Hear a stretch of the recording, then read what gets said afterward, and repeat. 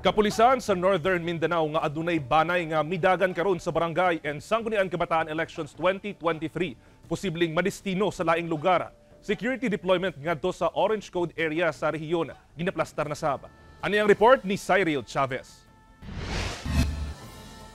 Ginatun-an karon sa buhatan sa Police Regional Office 10 kung unsa ang mamahimong pinal nga deployment sa matag pulis sa rehiyon karong nagsing-abot nga barangay and Sangguniang Kabataan Elections karong Oktubre.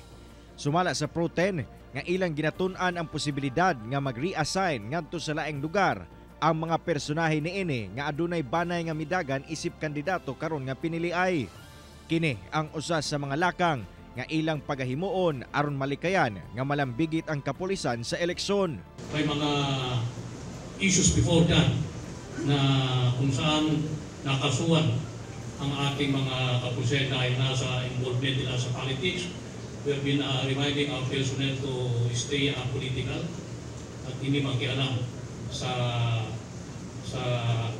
activity ng politicians or something to do with politics. Kung sumuway sila, ay buntot nila, hilang nila. But we will never tolerate this. Samtang, hinay-hinay na sab nga ginaila sa kapulisan og COMELEC ang mga barangay sa rehiyon nga angayang bantayan karong eleksyon tungod sa init nga mga political rivalries. Buot sa kapulisan nga walay election-related violence nga mahitabo sa rehiyon, sukad karon hantod matapos ang pag-ihap sa mga boto. Hugot sab ang ilang seguridad nga ipatuman, labi na sa Lanao del Norte Province, labi pa nga sa Gunson na nga nakarecover ang kapulisan og mga eksplosibo sa lugar.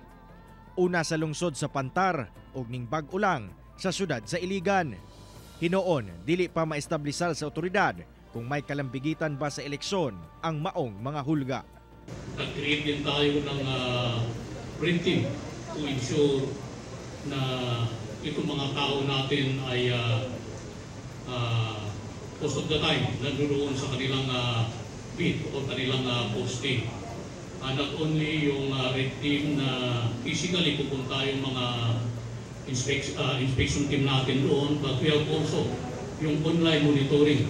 Kauban si Makoy Simpron sa kamera. Ako, si Cyril Chavez para sa At Home with GMA Regional TV.